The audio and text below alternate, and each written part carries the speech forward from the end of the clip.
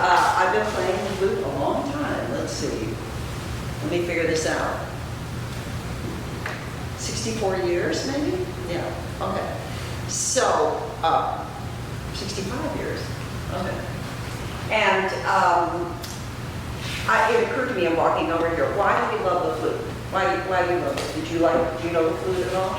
You like the flute? We like it. Why do you like the flute?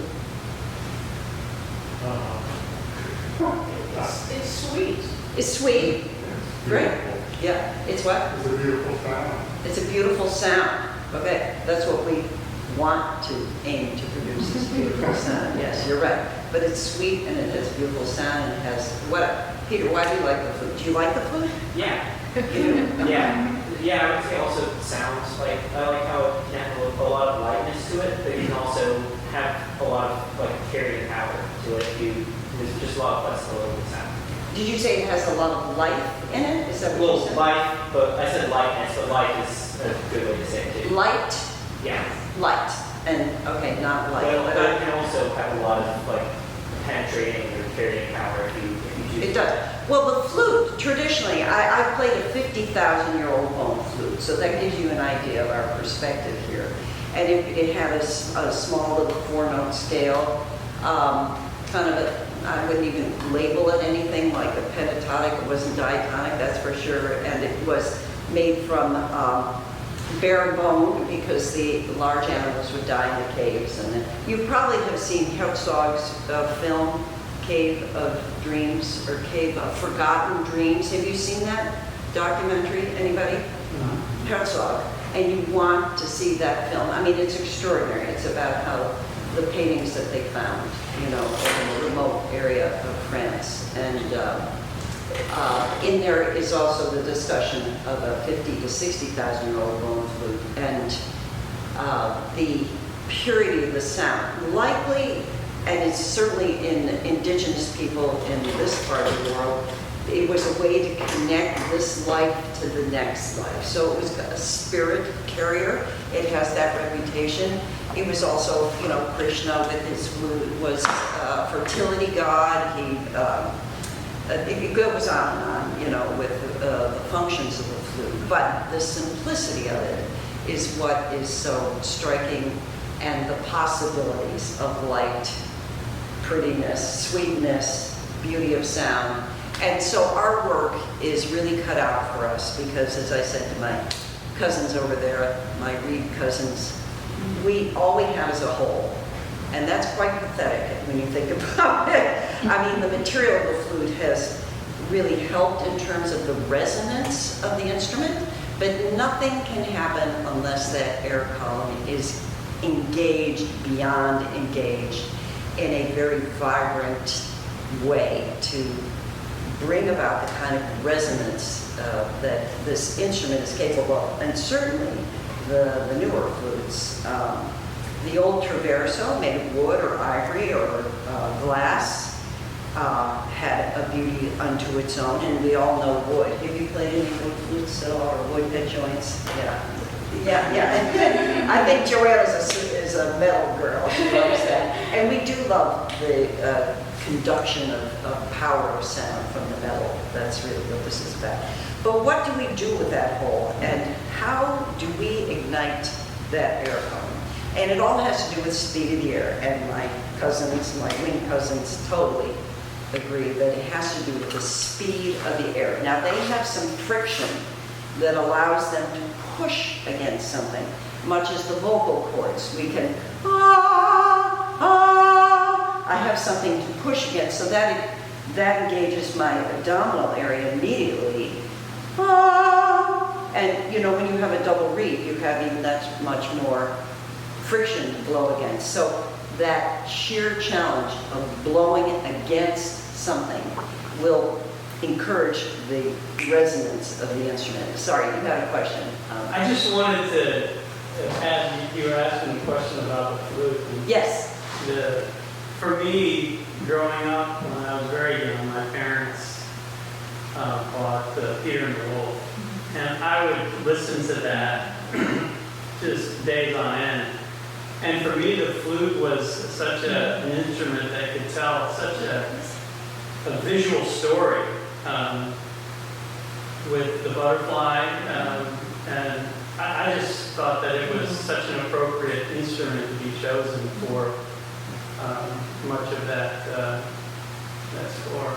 You got it. The flute was often to portray something that had great deftness in terms of its speed, its agility, but it also had that soulful quality that we were talking about.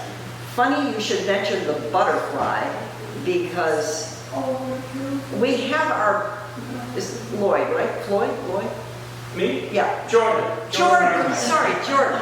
Jordan Who was our wonderful host at the party the other night. Thank you so much, Jordan. Oh, it was a We blast. happen to have our butterfly right here, except she was portraying the bird. But her whole challenge was to be very butterfly-like, you know. And also, well, it's fascinating because Joanna's going to be playing the representation of the Wincenc in the beginning of Afternoon of the Fawn, which were the double reeds that Pan played. And so in Afternoon of the Fawn, we have a depiction of Pan awakening. And so Joanna, maybe just demonstrate a little bit. Do some of your butterfly that's really a bird, okay? So you'll hear these two qualities of the flute that are pretty amazing that way. Try that.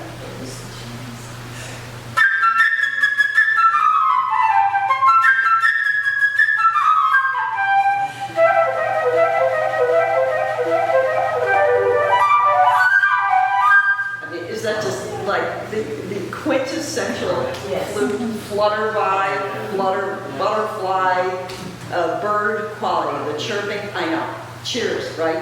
To just pick that up and play that, you can't imagine how challenging that is. And what we have to project in terms of the visual that you're talking about, you know, this chirping. And you know, if you ever, I love to play outside, and every time I do, inevitably, there is a bird response. They do respond to the flute.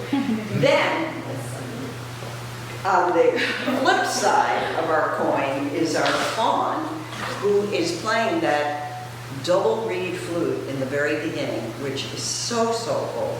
And Joanna gets to start the entire work to create the atmosphere of the fawn in the beginning and daybreak, shall we say, or resting. Take it away, Joanna.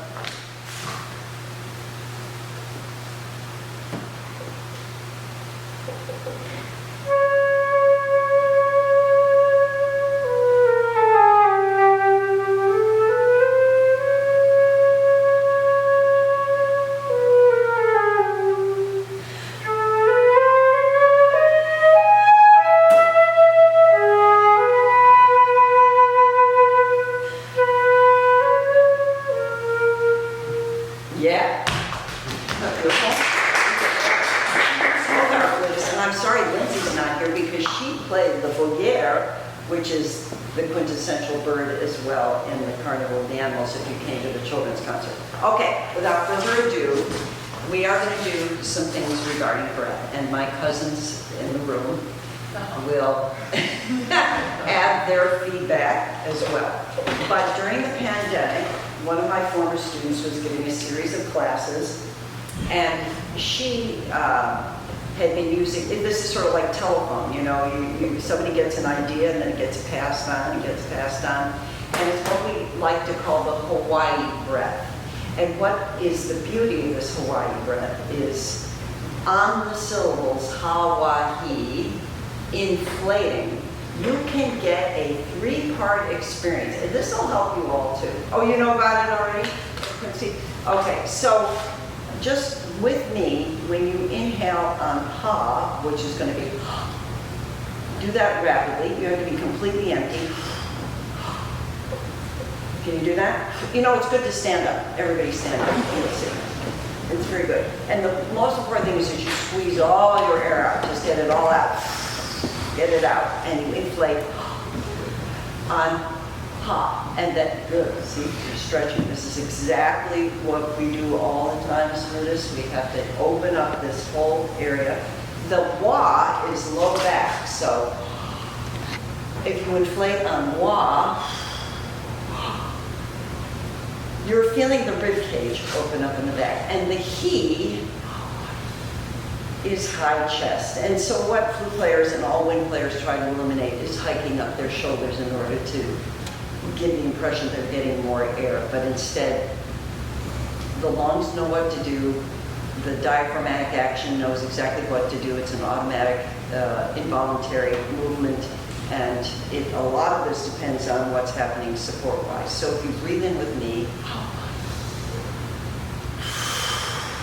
and push it out, and breathe in.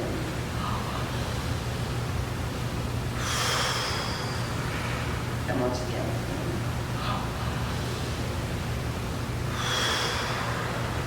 Now, we're going to do that through the nose, since it's principally the reason, why we breathe through the nose is why. 99.9% of the day we're breathing through our nose because, thank you, it filters. We have the air, the hairs in there. So we're going to say mentally, Hawaii, and we're going to inflate through the nose. And out. And again, in. So it's very important that you feel this fullness. And then you're getting your maximum inhalation. So remember that during the day. Now the other thing you can do is just inflate through the nose. You'll feel your low back expand, and we're going to just come in and push, like you're a leaky hose or something. So in and push as hard as you can here. Really engage this, and in once again. And feel the forward motion of the air. Now breathing in through your nose, in. This time, open and get rid of your air and in.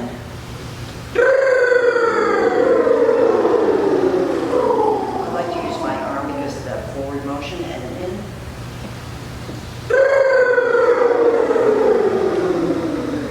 Use your Hawaii when you inflate. Now this time, and really project forte, loud, in. That's it, good. And in, empty out, and in. Good. How do you feel? Feel better? You can stretch, as we were all doing.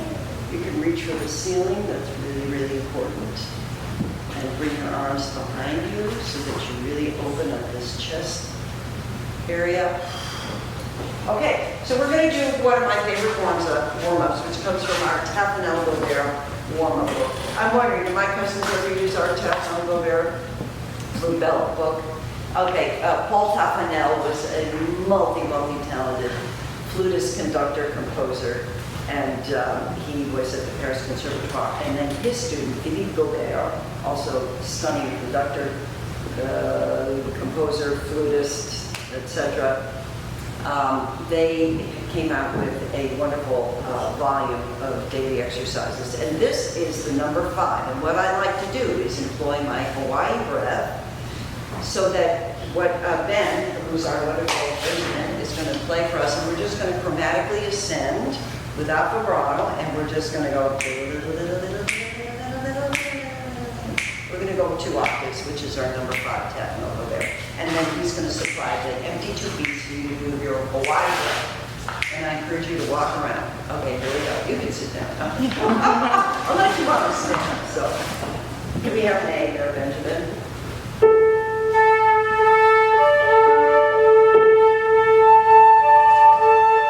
Okay, full sound, big forte. Here we go. Inflating, 2, 3, on both C.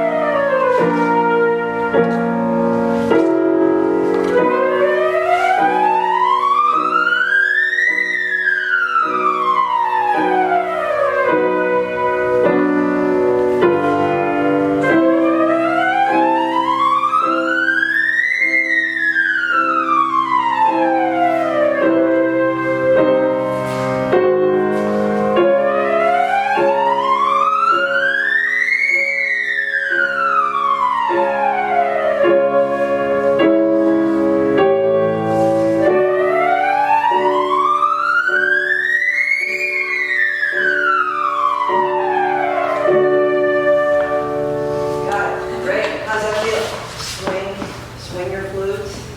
That's it. Breathe. So it's very important to practice the permission to breathe, because most of our music, it doesn't allow sufficient time to breathe. If you've ever heard an Irish Celtic flutist, it's really fascinating how they give the impression that they're never breathing. But the phrase lengths are such that they can catch a quick breath, sniff breath. And we call that a sniff breath, quick breath, breathing on the run, so to speak. But we have to also practice the other, which is the permission to breathe. And that's why it's very important to slow things down.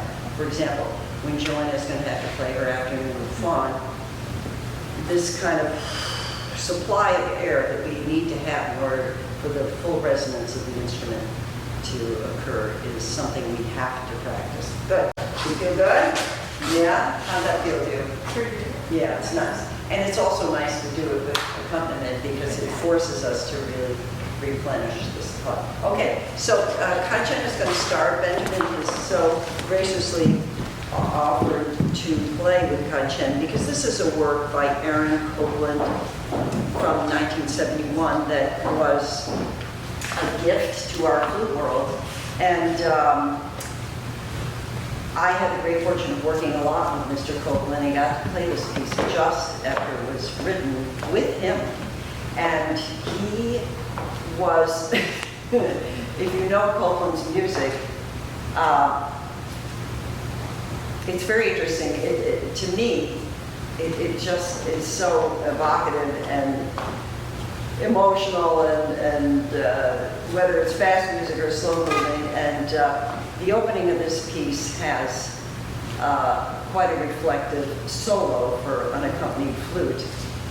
And when he would do, like for example, when we played Appalachian Spring with him, he was very kind of workaday the way he conducted, you know, and he would rap on the stand and he'd say, stop the whole orchestra, and he'd say, gentlemen, and of course there were 4 women in the orchestra at the time, gentlemen, no sentimentality, no sentimentality. And I was like, you gotta be kidding me.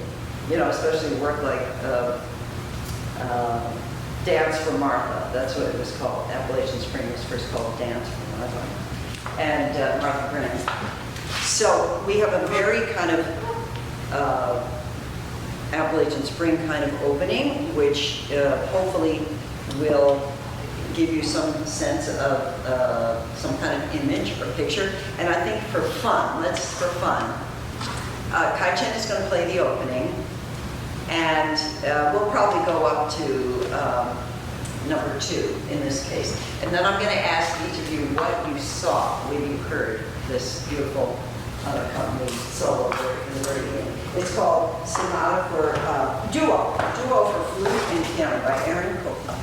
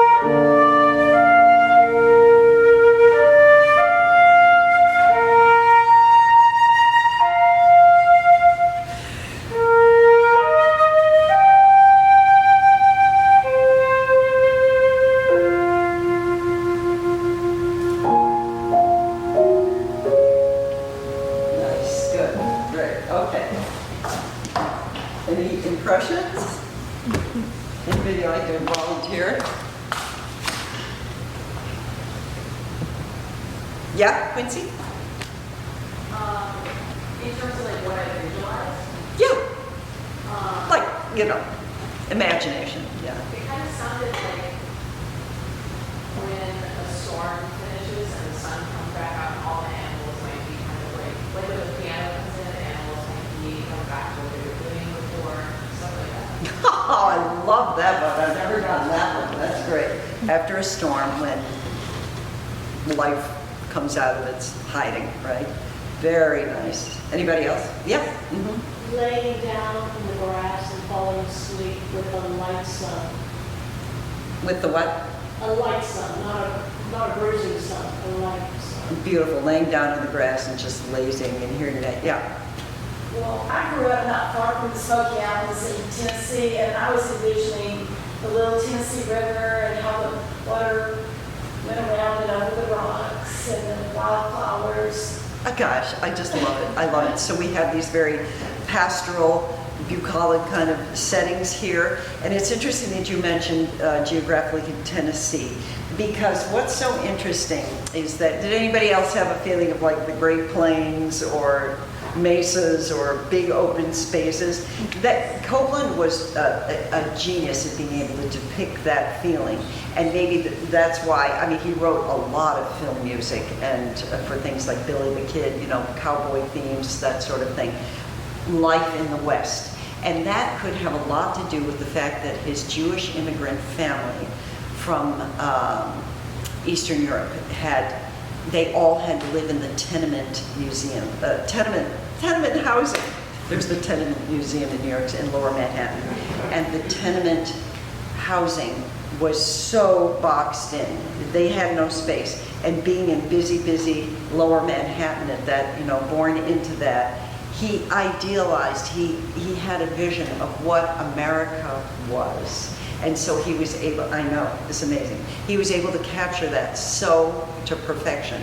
So we think of him as the real dean of American composer. It's fascinating, but it all came from this compression of no space, no chance to see daylight, you know, in Lower Manhattan when they came as immigrants, all crowded together. I just love the thought of that, you know, how he was able to write so expansively and give these images that we're talking about of peace, of tranquility.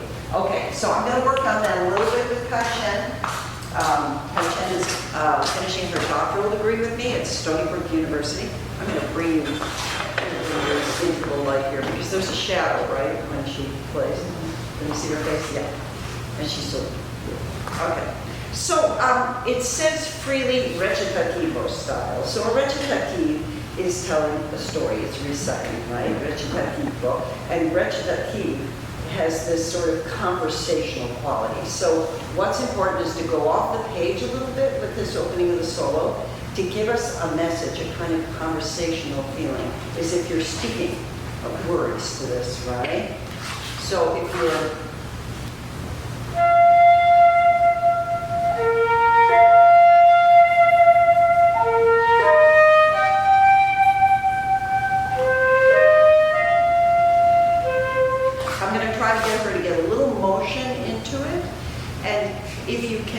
I think you did that without reading. You can keep the movement in it. It says flowing, you know.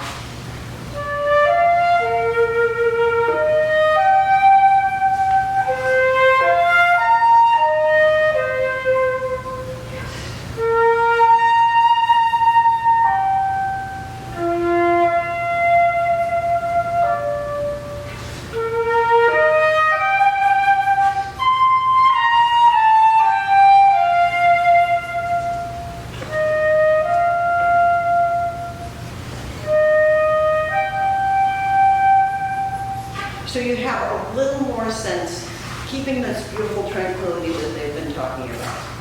Okay? Let's go to that Tennessee River. All right.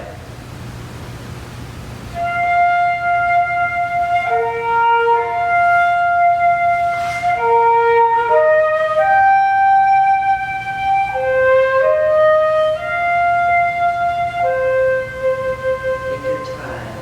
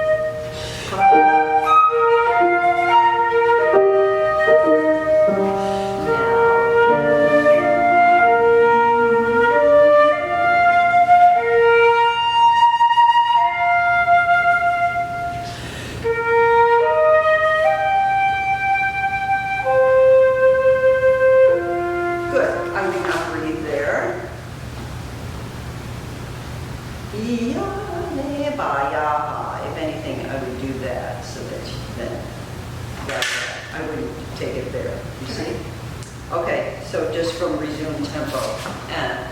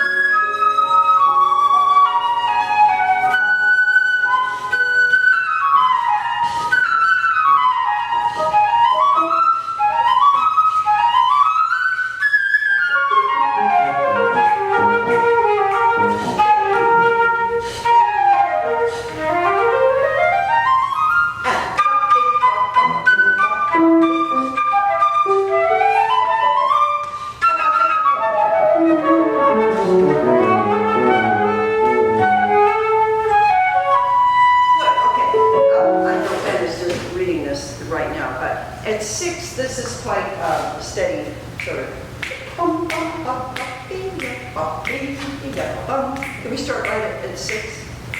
2, ready, and then.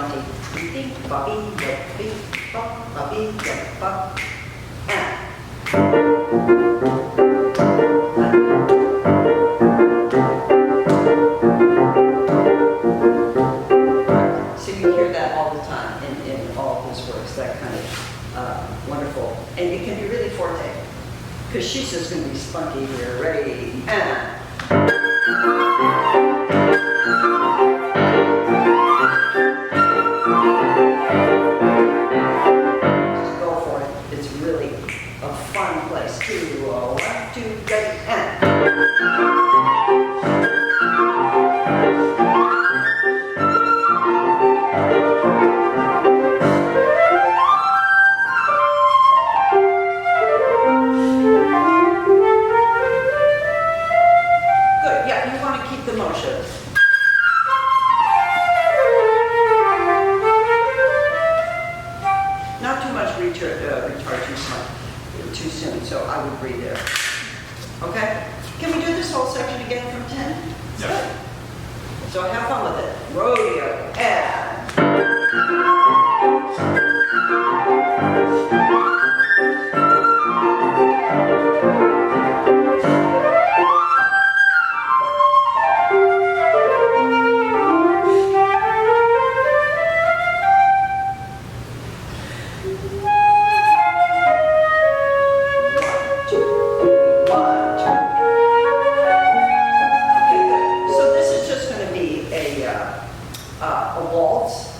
full waltz. So this retard, I know that's confusing you.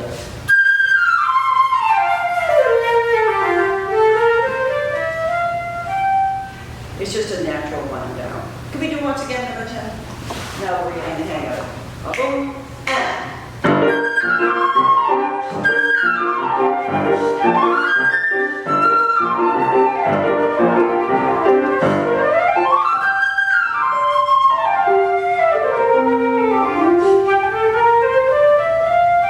Oh, you're repeating a note. I see what you're doing. Yeah, you just go right into it. Now we're at 11. 3, 4, 1, 2, 3, 1, 2.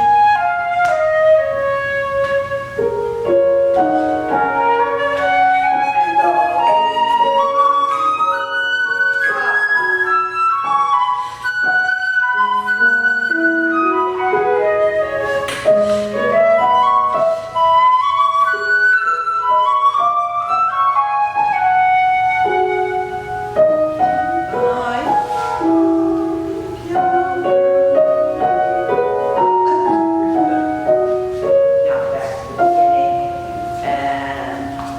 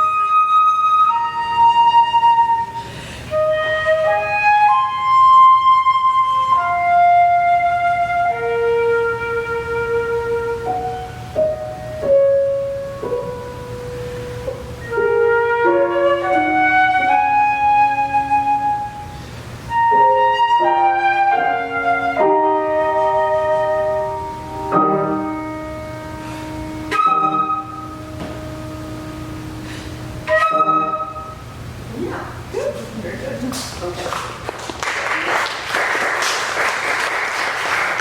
And full potent sound. So you want to come back at number 13 with that same tranquility.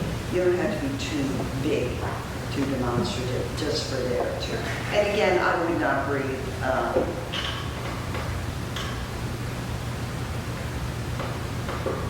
I wouldn't break that up.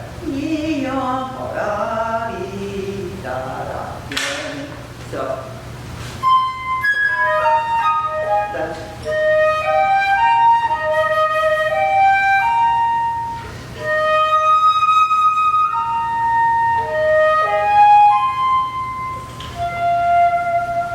I think that was it, or maybe somewhere agreeing to the breath, and it just, the phrase length is a little different. Can we go back to 13 and see if we can bring us back to that very tranquil Tennessee place by the river?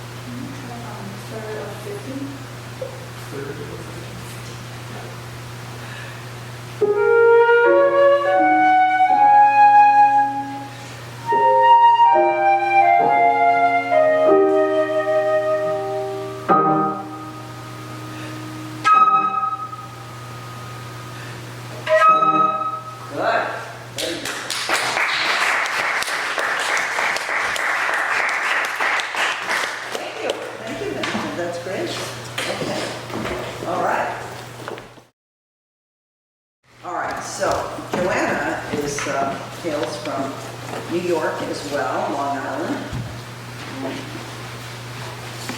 And she is playing a wonderful work by painting by Ernst von Dorfman, who is a 20th century composer.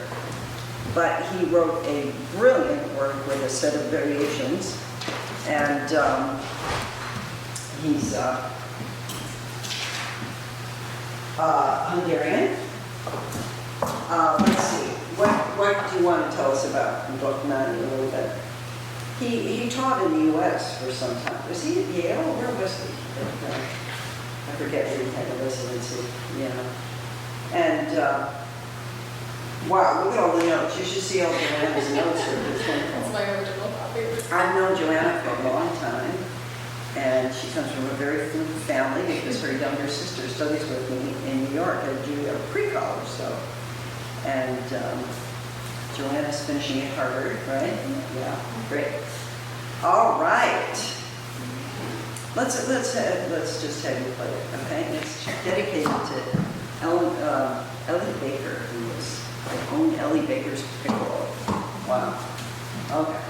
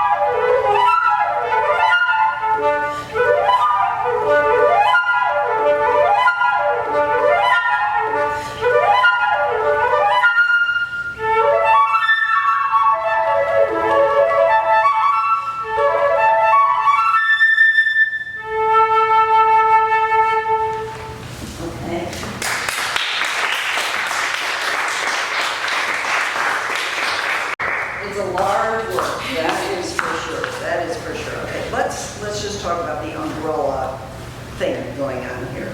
So, tell me about your experience with this piece. Have you performed it? Maybe started learning it about like a year or so ago, and sort of played it in an informal performance. All right, okay, because it's, this light is so bright. The Copland International Competition is our largest flute international competition in that it pays the biggest prize, I think, of all the competitions. And this was a required piece for as an elimination round piece, as I recall. I think this was it. You just sent this in. So you have to be able to portray your understanding of variation style, and who is our model for that? What brilliant 18th century composer into the 19th century was king of variation style? Huh? No? Beethoven. The way that he could variate and keep the interest and always the reminder of the tema. So we have this tema, the theme, and we have to honor that at all points. Now, he does deviate. There's some places like, where is that theme? Then he interjects his whole, the whimsy of the flute, the possibilities of the flute, the incredible virtuosity of the flute, and its soulful component as well. So I want to beef up the virtuosic part. You have no problem, managing the technical end of things, and also what can you do dynamically? So it's got a soulful beginning, so that it comes to a rousing conclusion, right? And yes, there are many wrong notes in this piece. This is not that. It's is it a D nat, or let's see, so.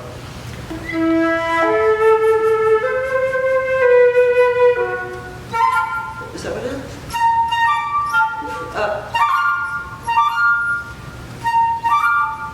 Okay, so he's got these call and response things way up.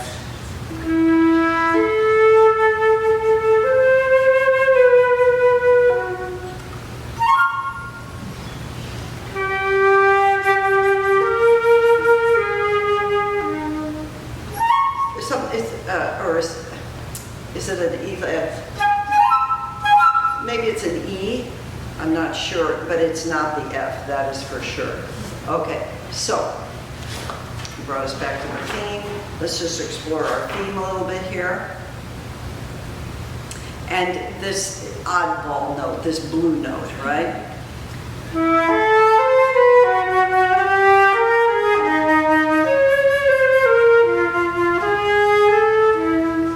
That's really our skeleton, right? And then you have this,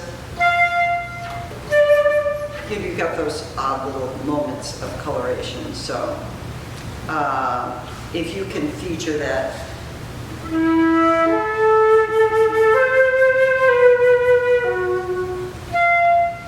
you could do something non-vibrato, or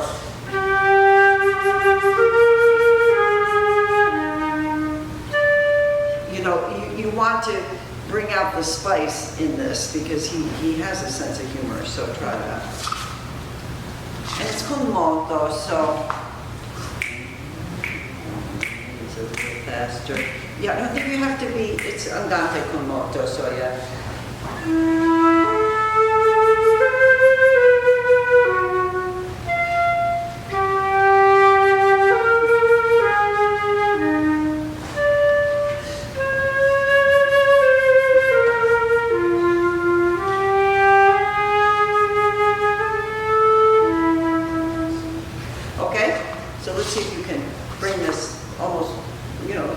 Conversation within itself.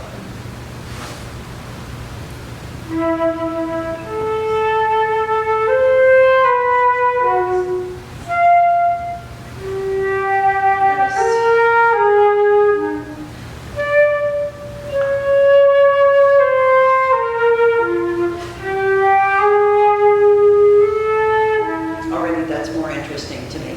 Do you know what because I've got a sort of bipolar thing going on here, right? Okay. Okay, now keep going.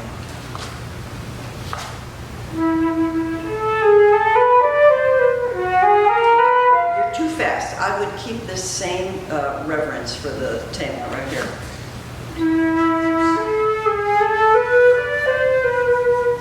Okay, ya ba be ba be ba. Just think of a metronome quickly. I'm just curious what 84 is. I think we might be a little slow. Do you have it, Peter? Yeah. Metronome markings are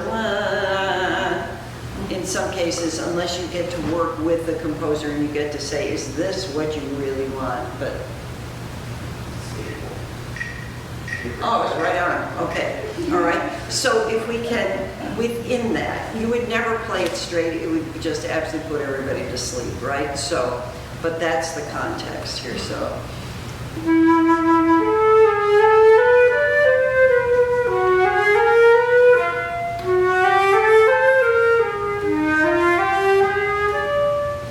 But don't run with it too soon. You've got plenty of motion coming up. Do the tema and then go into this, but keep that same grounded tempo.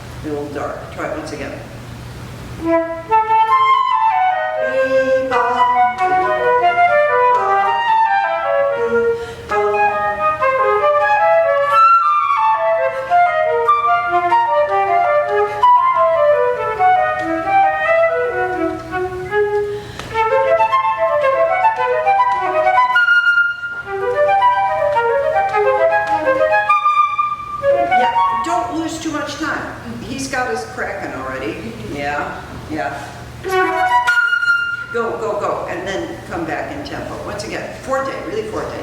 2, 3.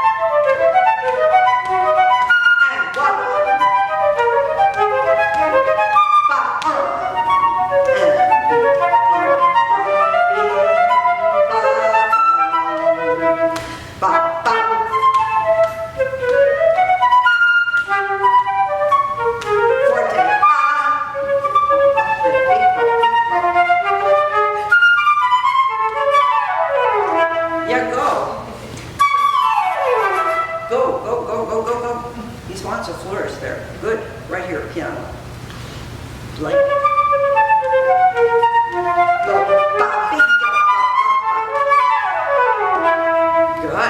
Yeah, come right off it. Okay.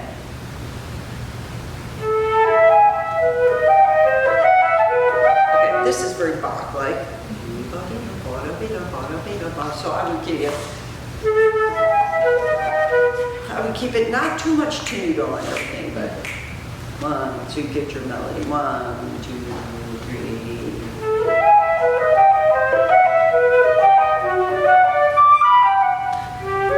Breathe quickly.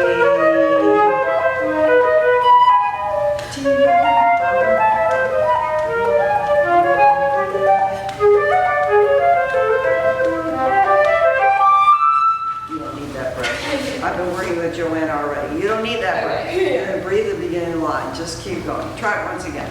Good.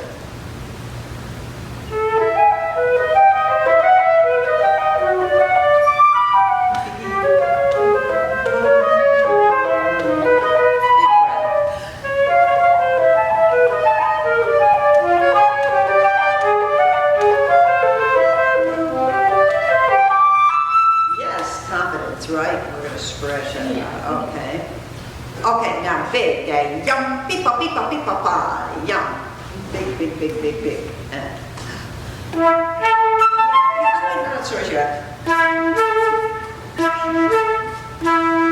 I'll give a little length, not short, you know. It's not really bomb, beat, down, bomb, bomb, or bomb, bomb, up, down. Doesn't matter. Right. Big.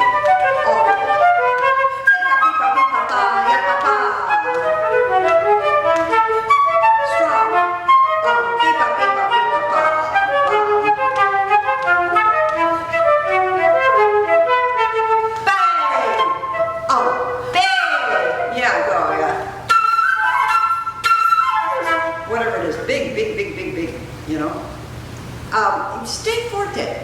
You're playing it safe. Can you do it once again? And molto marcato. Tipa, pipa, pipa, pa. Tapa, pipa, tapa. Separate pose. Okay, try it.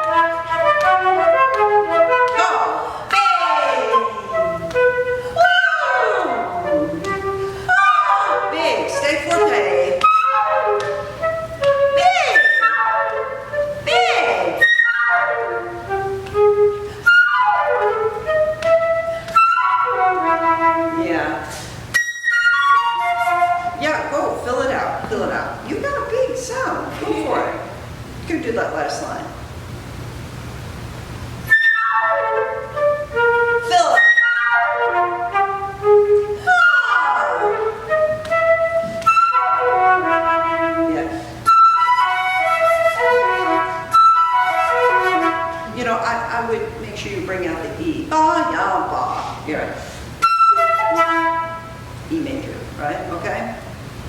Once again, it's good, it's good. And those,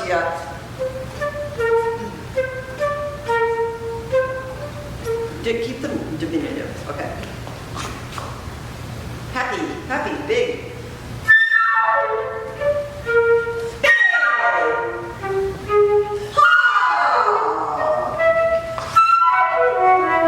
Yes. No. There's a butterfly. Yeah, fast, yeah.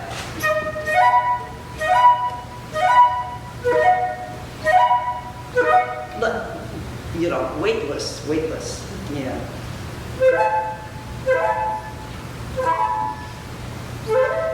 Yeah.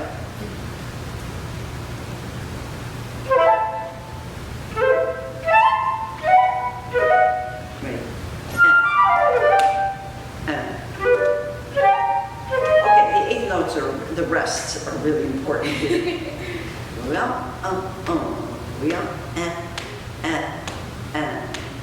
Four, big, young. Okay, feel the 8 note rest. And ready,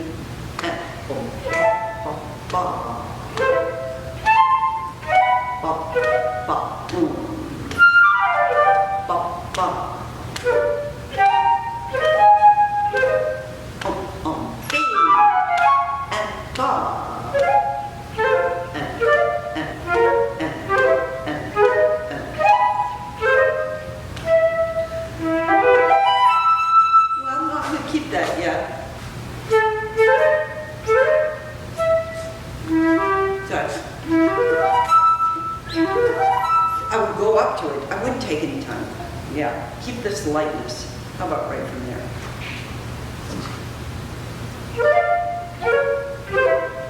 I don't hear your inhale rests. And. 1, 2, 3.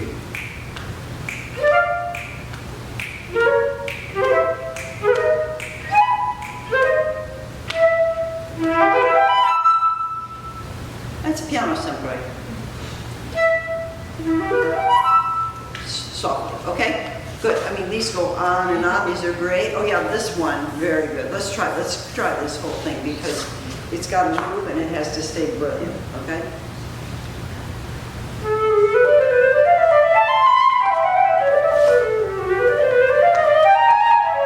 Lots of swell. More.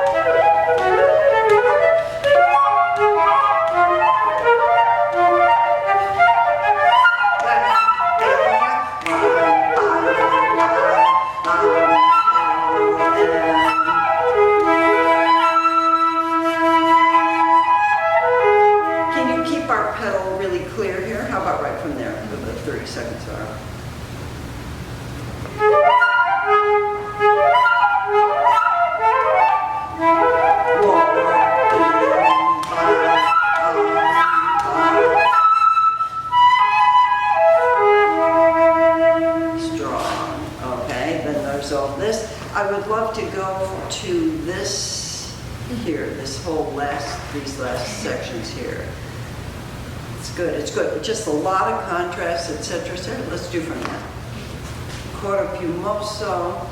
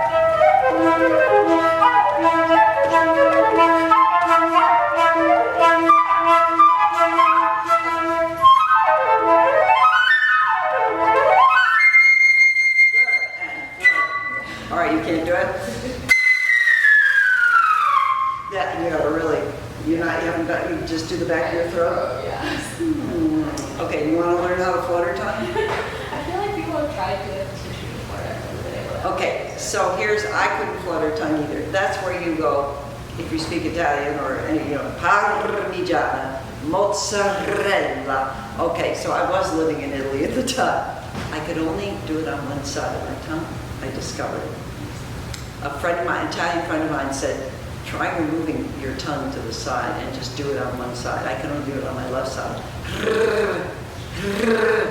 So the way you learn is you go hara, hara, and you have to, like you're sneezing. It's so much air that you put, you go hara, hara. Say that. Hara, Yeah, good. That's good. But you have to really shout it. Hara. hara, Yeah. Hara. hara, Hara. hara. That's it. You just did it. You just did it.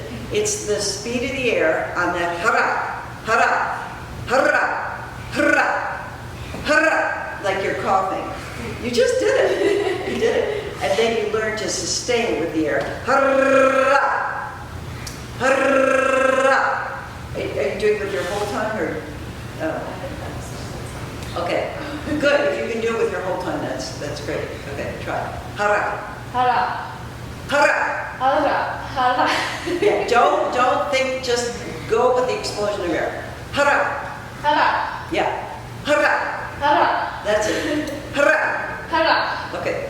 Is there any other time? Believe me, you'll have it by the time I leave. Okay. Because I had a student, Ashley Cho, who absolutely said, I can't do it, I can't do it. And she does it perfectly now. You know, it turns out, I can't remember if it was one side of her tongue, but you could experiment with that.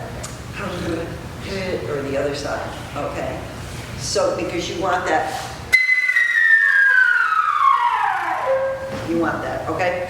Or if you can't, she's doing it with the back of her epiglottis, so it's very hard to get enough sound. It works soft in the bottom, okay? So we'll get that. Now, here comes the grand finale. This little tag, it's like somebody creeping out from the rocks, you know, right?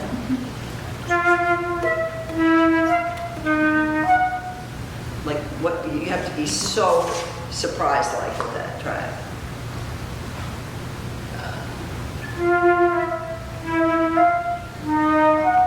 Good, can you get off a little, yeah.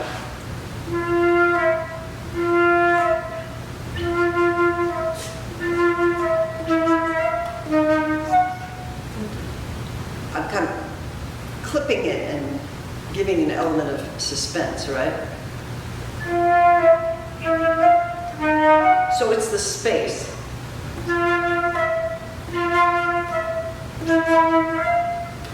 Before you do the next note. So give us that fraction of space, right? But you do it with airspeed.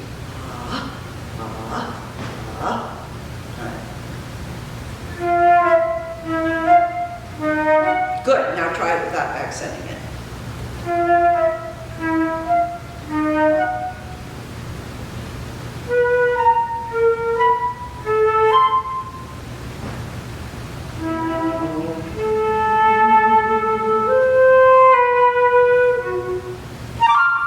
Good.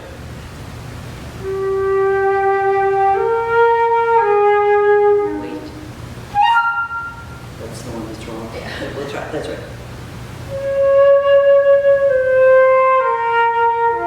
Okay, it's sort of like what happened to our tune? And you're struggling to try to reestablish that, right?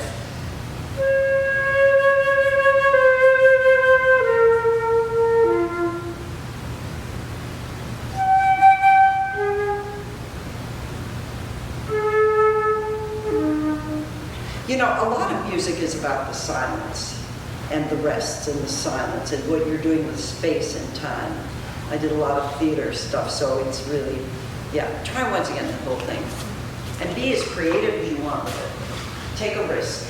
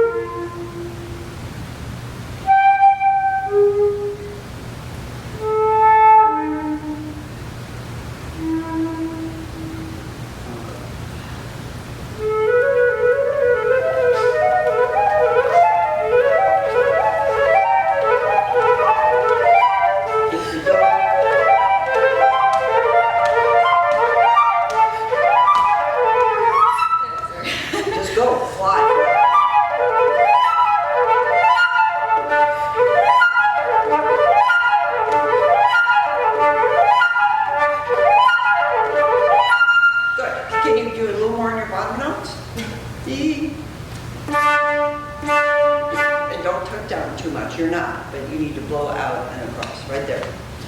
Big. All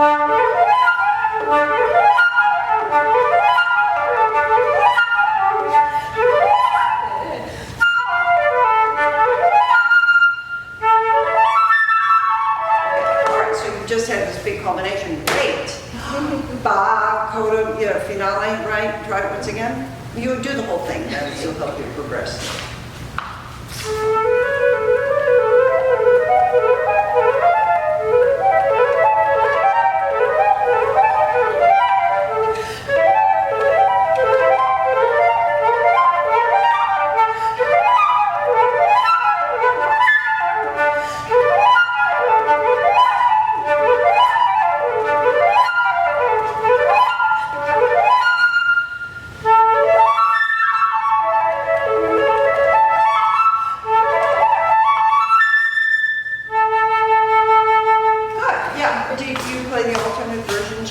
I haven't tried it actually. Okay, yeah, you might, just for the sake of, seeing which one really has the most effect for what you're trying to do. Okay? Hey, just try that once there.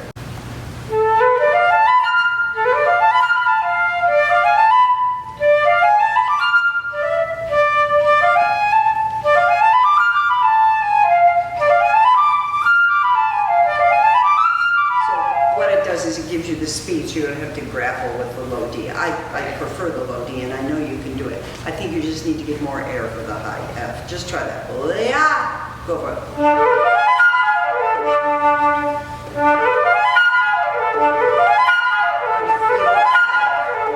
Absolutely, favor the high F. Okay? So let's go, let's do just before it. Where's a good place to start? There.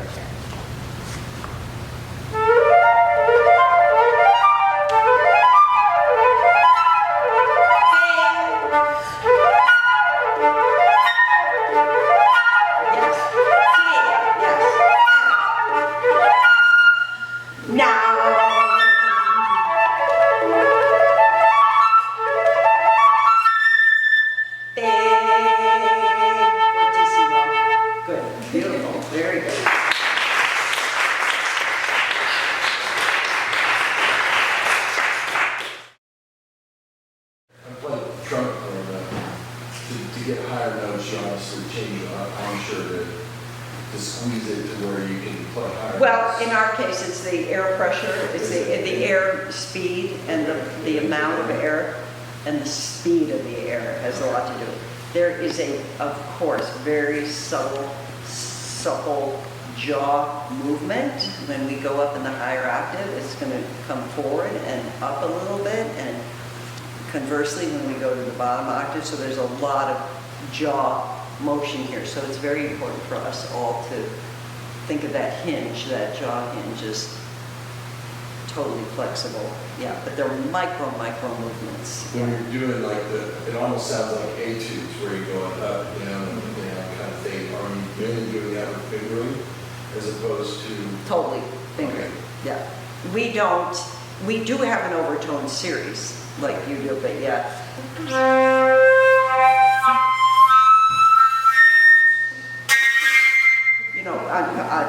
It's because the air column is splitting, dividing. So we use overtones. But I think on the trumpet you do a lot of that, where it's not, you do things in addition to fingering, right? Yeah. Unless it's written for that way, we don't tend to use our overtone series as a way to produce the note. I mean, we do have harmonics, so if you're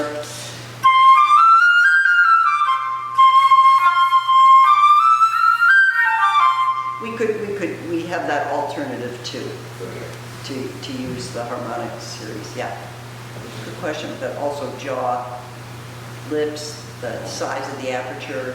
If it's small, it's more open. Forward, up, down, back, right side, the whole thing. Back of the throat, yeah. It's what's so fascinating about wind playing is that you can't see it.